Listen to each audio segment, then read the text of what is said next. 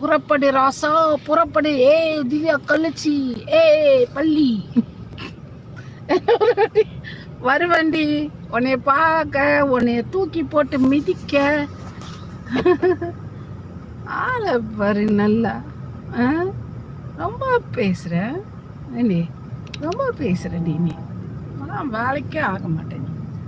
கண்டு மிதிக்கிறேன்னா இல்லையான்னு பாரு, குறுக்க கட்டி மிதிக்கிறேன்னா இல்லையா பாரு. எங்கள் வீட்டுக்கு ஏய் திவ்யா, நீ எல்லாம் வேலைக்கே ஆக மாட்டேன். நீ என்கிட்ட வாங்குன்னு வாங்க போற, அது மட்டும் தெரிஞ்சு போச்சு. சரி, உன்னை மட்டும் ஏன் மிதிக்கிறேன், இவங்களெல்லாம் ஏன் மிதிக்கல அப்படின்னு உனக்கு ஒரு டவுட் இருக்கும்ல. நான் சொல்றேன் கேளு. உன்னை மட்டும் மிதிக்கிறதுக்கு காரணம் என்ன தெரியுமா? உன்னை நாங்க மிதிச்சோம்னா நீ திருந்திருவேன், பயப்படுவேன். ஒரு வாய்ப்பு. ஆனா அதுங்க அப்படி கிடையாது, பயப்படுவேன். ஆனா அதுங்க அப்படி கிடைக்கிற குற்றச்சாட்டு என்ன தெரியுமா? நீ தப்பா போறியா, நீ தப்பான வழிக்கு போறியா, நீ உன் பர்சனல் லைஃப்ல நீ எப்படி இருக்க, அதெல்லாம் இல்லை எங்களுக்கு.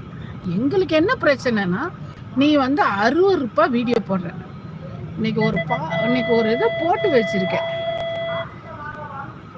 ஒரு வீடியோ போட்டு வச்சிருக்கேன் இன்னைக்கு. நான் பார்த்தேன், நேற்று போட்டு வச்சிருக்கேன். என்ன பாட்டுறாது, என்ன ஒரு பாட்டு போட்டிருந்தாலே உன்னை அந்த விதத்துல தான் நாங்கள் குற்றம் சாட்டுறோம். நாங்கள் அவன் மேலே ஏன் நாங்கள் சட்டப்படியான நடவடிக்கை போகிறோம், உன் மேலே ஏன் நாங்கள் சட்ட நடவடிக்கை போகாமல் உன்னை நாங்கள் தூக்கி வைக்கணும், உள்ளார வைக்கணுன்றதுல இருக்கோம். சாரி, உன்னை மிதிக்கணுன்றதுல ஏன் இருக்கோம், அவளை ஏன் தூக்கி உள்ளார வைக்கணுன்றதுல இருக்கோம்னா, அவள் பெண்களை எல்லாம் தவறான வழிக்கு சரியா, அவள் நேரடியாக ஒரு விபச்சார கேஸில் மாட்டி உள்ளார போயிருக்கான். நீ அப்படி கிடையாது சரியா. ஆமா, மிதிப்போம். ஏன் உன்னை மிதிக்கக்கூடாது? தாராளமாக உன்னை மிதிக்கலாமே. ஏன்னா நாங்கள் மிதிச்சோம்னா நீ திருந்திடுவேன். ஆனால் கருப்பி அப்படி கிடையாது, கட்டப்பை கருப்பி அப்படி கிடையாது. அவள் திருந்தெல்லாம் மாட்டான்.